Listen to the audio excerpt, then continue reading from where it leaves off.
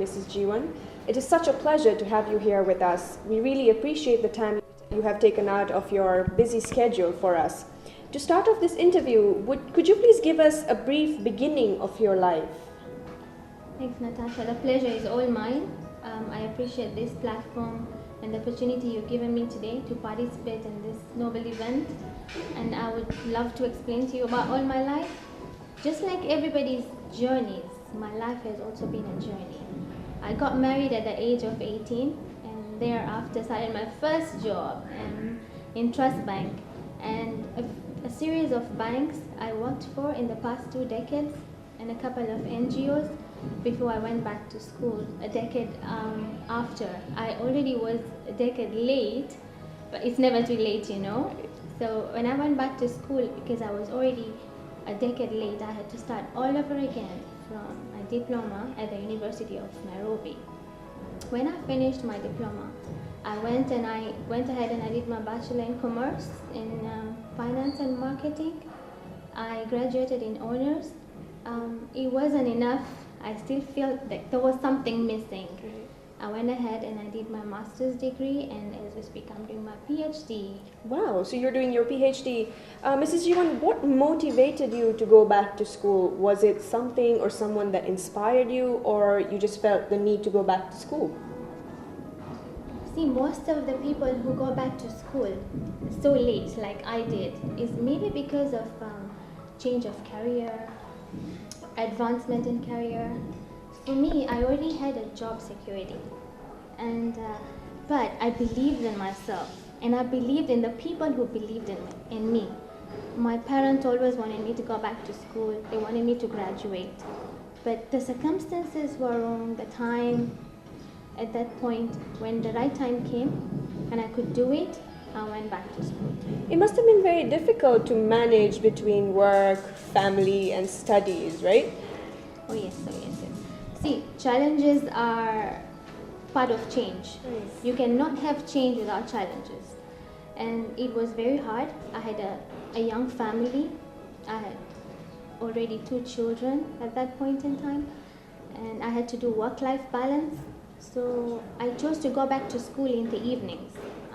So I had a long day at work, and then I chose to go back to school in the evenings, and I dedicated my little time in the weekends to my family. I had close to zero social life and friends, but again, you have to choose priorities and you have to balance between priority and sacrifices. So you are in DTB Nyali now, and you are the branch manager. Congratulations on your achievement. On that note, would you like to share your journey up to this position? What struggles you faced, whether it be corporate or personal? Okay, nothing comes easy, and there's no shortcut to anything. Where I have reached today, it took a lot of time. It took a lot of dedication. It took a lot of sacrifice. It took a lot of hard work. I had to keep away time from my family to work. And I was passionate about my job. I still am. I love what I do. And I have been able to do it to the best. So I think those are the things that have actually helped me. And you being married, what role did your husband play in terms of support and being there for you in your trying moments? You must have had those very often. Don't even talk about it. You know, just like the stars don't shine without the darkness. Yes.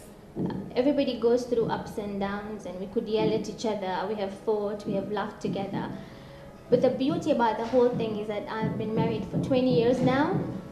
And when I wanted to go back to school, he fully supported me. He was there with me in the long nights of my studies and the long days of my work, and I would come home sulking or such a long face, but he would just be there. He also helped me with the children because he somehow played my role sometimes when I had to travel or something and be the mother to the kids. So he's been really there with me emotionally, and you know, you cannot reach far alone. You can always do it together. He has been by my side. Okay, so achieving such levels and going through a lot of struggle always arouses a feeling of giving back to the society. And I'm sure you do support charity. Mrs. Jiwan, have you ever been involved in charity on a personal level where you wanted to abolish the struggles of others together with yours? Absolutely. See, Natasha, charity is a noble act, and charity is the stepping stone towards going to heaven. I really believe that.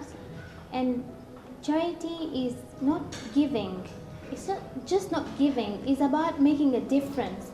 And if you can make a difference in somebody's life, however small, if you can change somebody's life, however small, however little, if their life improves because of you, that in itself is charity.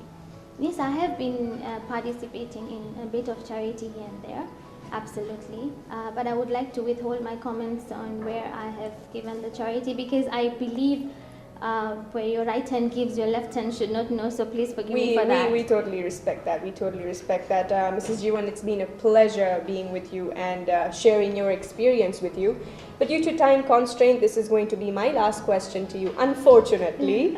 What advice would you like to give the youth who are trying to excel in their careers, be it the banking sector or any other sector that they want to work for or establish their own business in? I suppose this is the most important question. Yes, yes it is. And I would love to answer it because I do this all the time. I have a teenage son, he's 19 years old. And this is part of career talk that I always do with him. And I will tell you what I usually tell him, and on behalf of most of the children and the women and the people who want to go back to school. It's never ever too late, and you must do what you really love to do. The passion, if you have a passion, you have to be a fighter.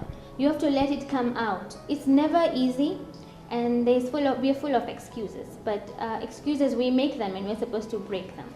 I would tell the children out there that just aim for the moon. And if you miss the moon, then you will hit the star, but you will make it. And if you have a grit, if you have a passion, and if you want to do something, ask yourself, what is it that I want to do? And then, how much do I want to do? And you will reach there. You will make it. If I could do it, I think everybody else can. Thank you so much, Mrs. Jiwan, for your time and sharing your experience with us. Personally, on behalf of all the youth, I really look up to you, and thank you you. are an inspiration for us to go out there and work out of our comfort zones for whatever we love to do. Oh yes, of course, I forgot about that. You know, when you are in a comfort zone, you are comfortable with your life. Yes. Just get out of it, you know, and just get out of your comfort zone, and there's so much more ahead of you. When you go an extra mile, it's less crowded there, and when it's less crowded there, you have the power. So it's in your hands, and the steering is in your hands. Surely are such an inspiration. Thank you so much for your time. Thank you. Thank you so much.